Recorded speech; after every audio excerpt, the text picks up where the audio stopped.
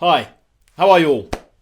My name is Benjamin Drury, otherwise known as the Culture Guy, and it's great to be with you today.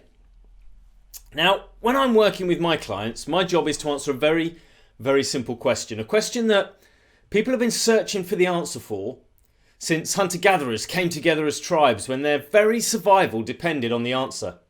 And it's a question that even today some very intelligent and skilled leaders seem unable to fathom. And it's a question that if you can answer and implement in your organisation, you will begin to lead your industry. The question is, why do some groups succeed and others fail? Why do some groups perform to a far higher standard than the sum of their parts and other teams with apparently highly talented individuals crash and burn? What is the deciding factor? Has anybody ever heard of this guy? This is Paddy Lund. He's also known as the crazy Australian dentist. And a while back he was running a dental practice in Australia. As far as dentists go, he was pretty successful. It was a thriving practice, but he was hugely unhappy. And he was working long hours, 80 to 100 hours per week, and he hated the hassle of rubbish clients who needed chasing to pay. And he realised the culture of his organisation was actually slowly killing him. So eventually he got to the point where he said, well, enough is enough. And he took some dramatic steps to change the culture of his business. He pulled down all his signs, he locked his front door, he took his name out the phone book, and he fired more than half his customers, the ones who caused him all the hassle and who wouldn't pay. He even sawed up his reception desk and installed a cappuccino machine instead. And then he introduced a courtesy system into his business, defining what's important and how people should behave, radically changing his culture. Now he breaks fresh dental buns for all his clients and he serves 30 plus varieties of tea and coffee in fine bone china cups, and he accepts new clients only by referral.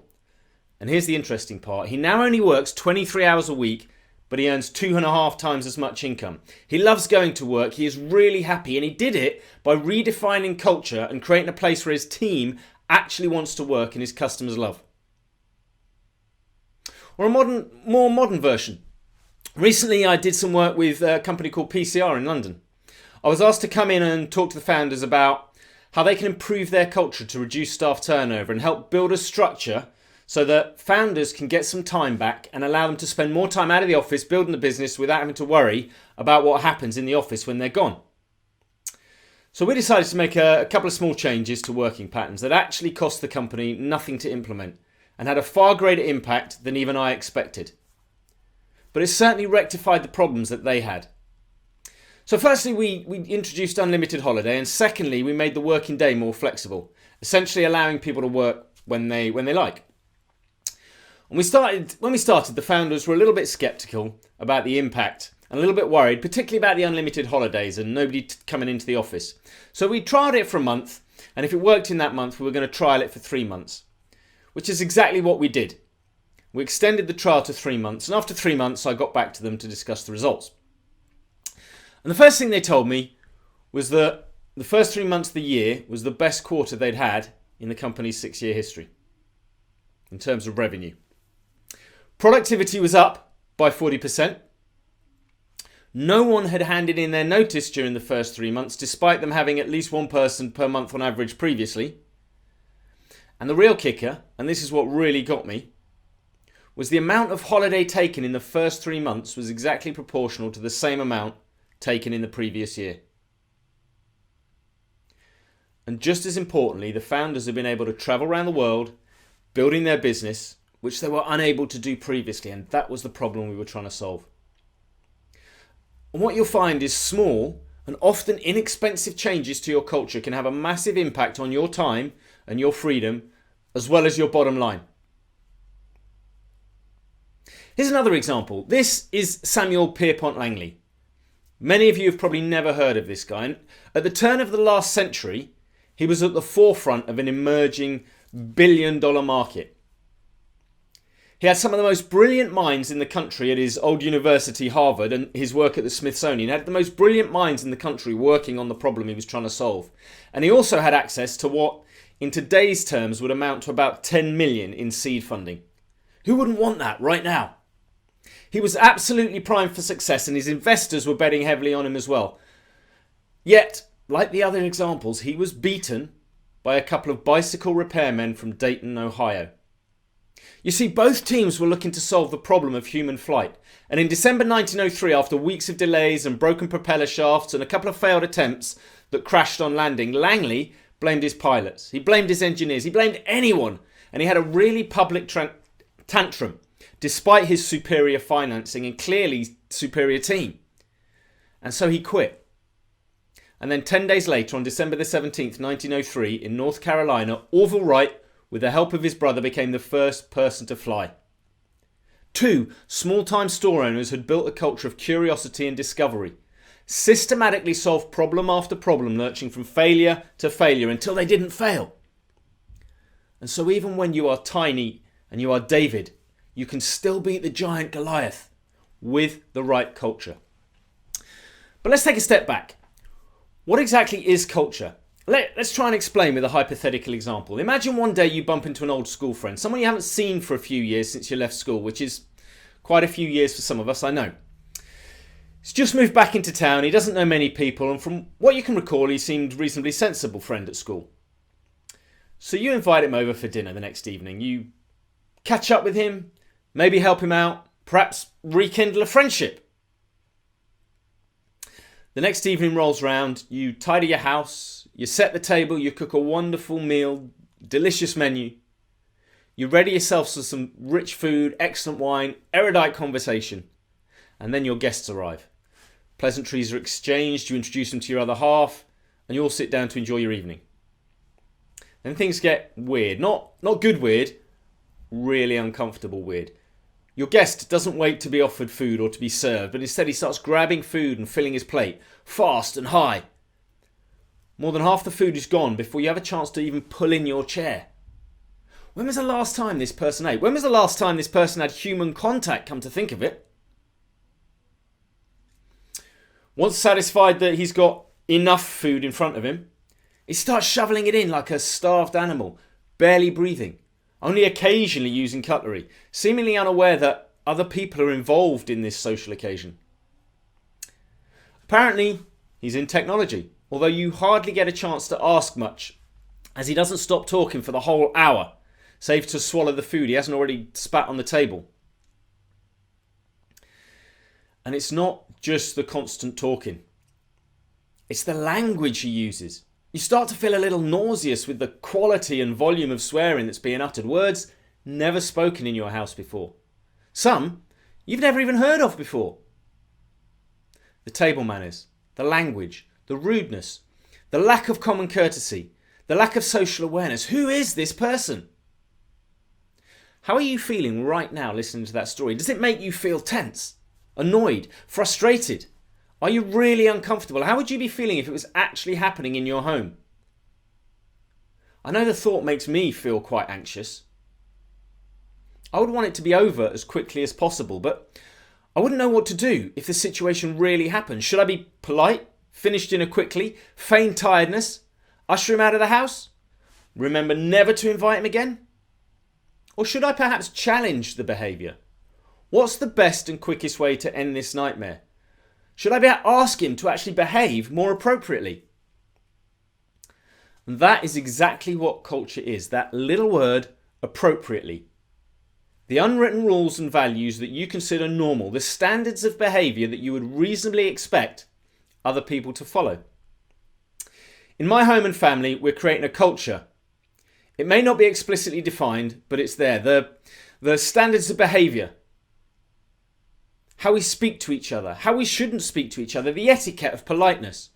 And when those standards and expectations are violated, when someone cuts right across my cultural expectations, it makes me uncomfortable. And that's what happens when our hypothetical visitor comes to dinner. My culture has been disrupted and violated, and it makes me uncomfortable. Culture is simply that shared set of values and behaviours of a group.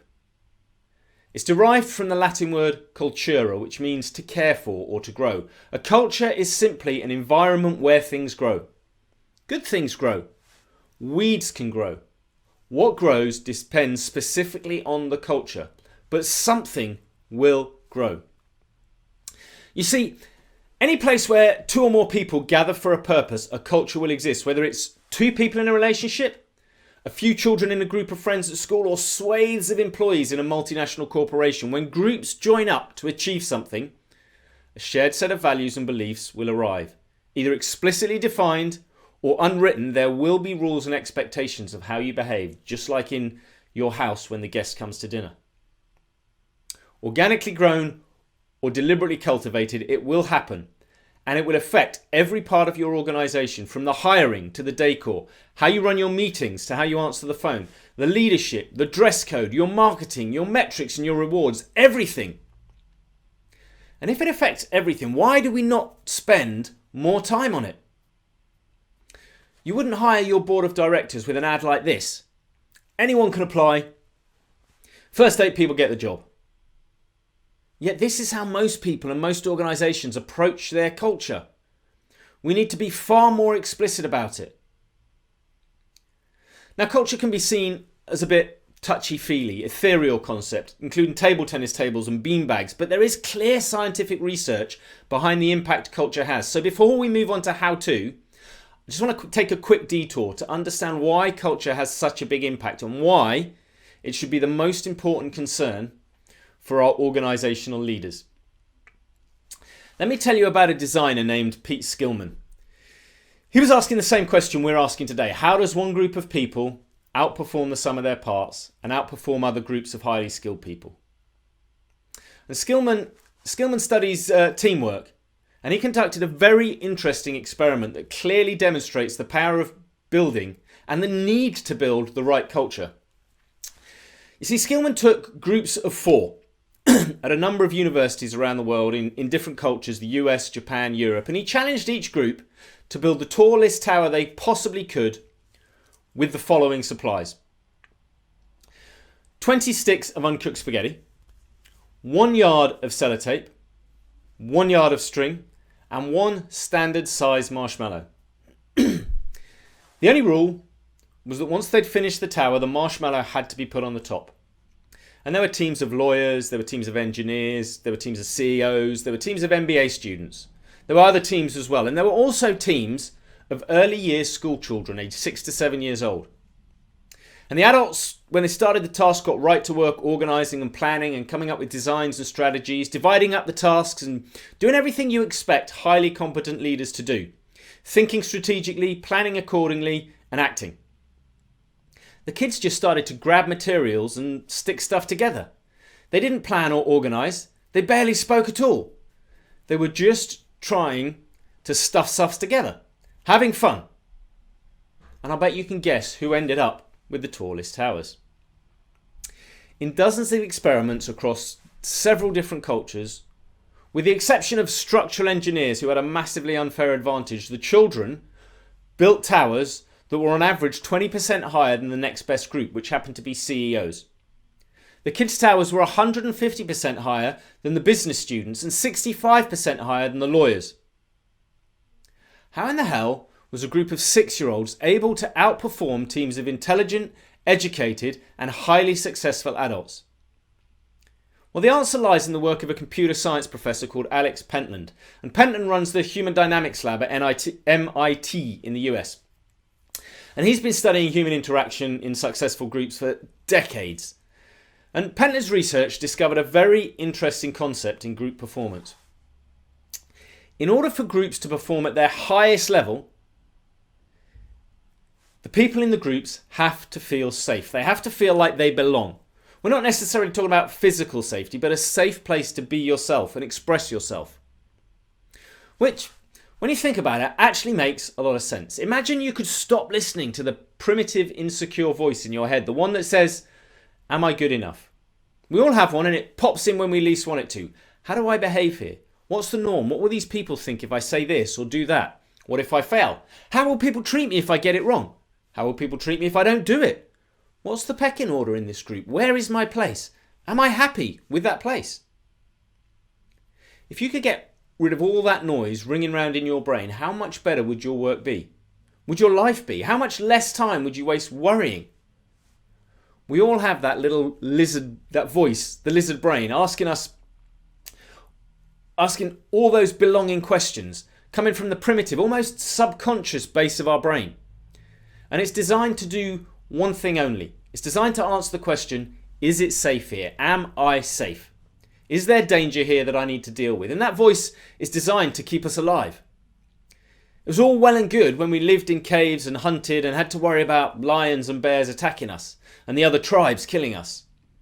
But today, most of our safety concerns are taken care of. We have police and military to protect us from the rampaging hordes and dangerous animals. We have a mature economy that allows us to work and earn money to buy food and purchase a safe place to live.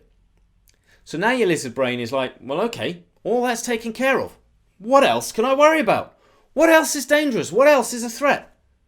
Oh, those co-workers over there, they look a bit of a threat. And that boss, he could be a threat. Watch out for him. This work you're doing, wow, that's tough. What if you fail? What if you can't do it? What if you're so terrible you get fired and you can't get another job and you run out of money and you won't be able to buy food or pay for your rent?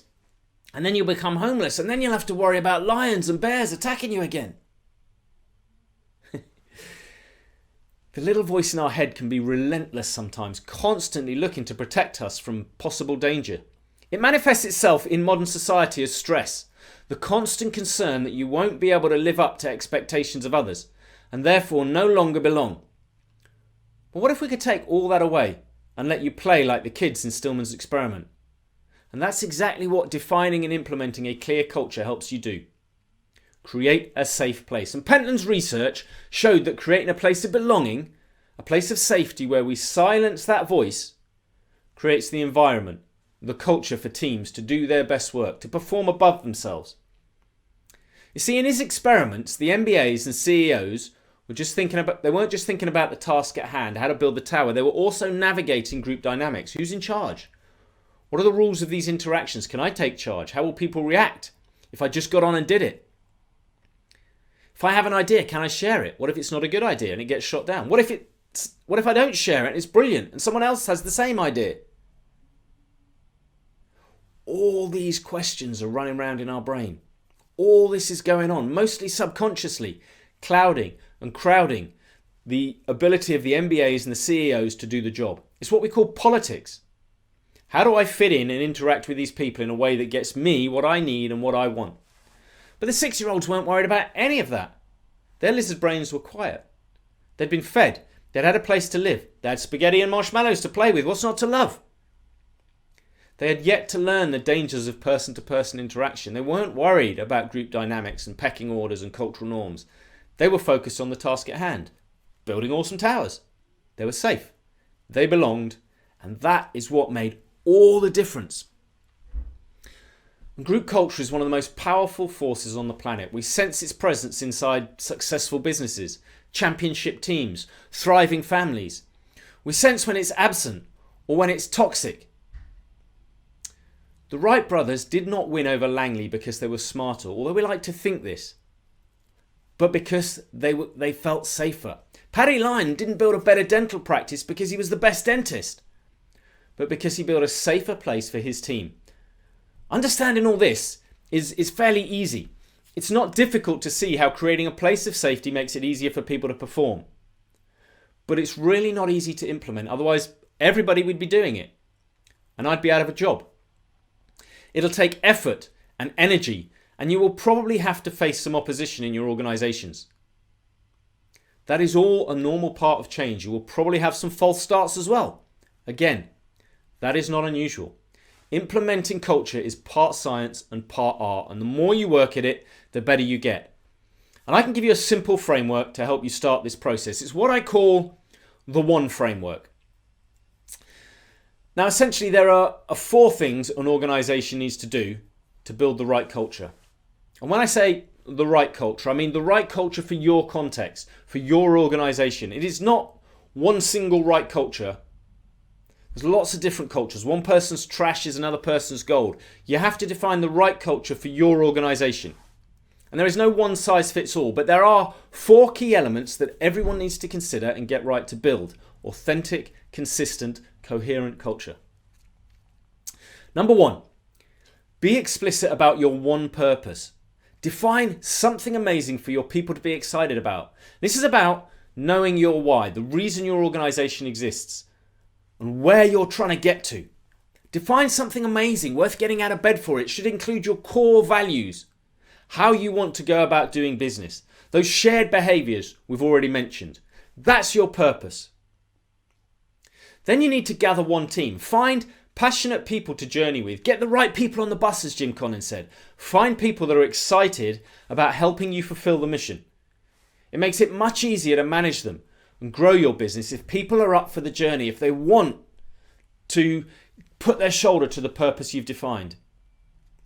Number 3, speak in one voice. Talk a good story. Make all your communication, verbal, non-verbal, your marketing messages, your internal comms, your PR, reinforce and be consistent with your purpose and your values. Number 4, set yourself one focus. Act the part. Make sure all your processes and policies reinforce and reiterate your purpose and values. Your metrics and your rewards, your environment, your strategy should all line up against the purpose. Like a British stick of seaside rock, the purpose and values written throughout the organisation so that wherever you slice it, it feels the same. And that purpose and values resonate. Now, all 4 elements need to be covered in a consistent way. Otherwise, we end up with an inauthentic culture. An organisation that talks a good game but fails to deliver. An organisation that we don't trust because even though we may not be able to articulate what it is about the organisation, it just makes us uncomfortable. There's some incongruence. There's something not quite right. And I think it's safe to say we've all experienced this at some point. When we've called a mobile phone company or a utility company or the local council or Ryanair. Their advertising says one thing, how much they love their customers and serve their customers. But the reality is very different when you actually try to get them to help. They have this external voice and they've probably defined their purpose, but they don't have a consistent voice inside the company. They don't have the team to deliver. And they have policies and politics that cut right across their defined purpose and their values. So we need to consider and implement all 4 elements to build a consistent, authentic culture that works to create a safe, belonging space where people can perform their best work. And this process of defining and implementing and embedding culture into an organisation, it can take months, sometimes years depending on the size of the organisation. But when we get it right, productivity goes up, engagement goes up, happiness goes up, revenue goes up, and we build an authentic, consistent culture based on core values. We create an organisation that employees love to work at and clients can't help but talk about. Loyal employees and legions of fans. Who doesn't want that? And that's it. The one framework, one purpose, one team, one voice, and one focus. And ultimately, it's about building on purpose in 2 ways. 1, be deliberate and explicit about your culture and make your purpose the foundation of culture, the foundation of your organisation. That is it. Those 4 things and build an authentic culture. I want to thank you for your time this morning. Thank you for sharing it with me. If you have any questions or you've got any comment on what I've spoken about this morning, please get onto Google, search The Culture Guy, and I will be there. Have a great week, and I hope to see you in person soon.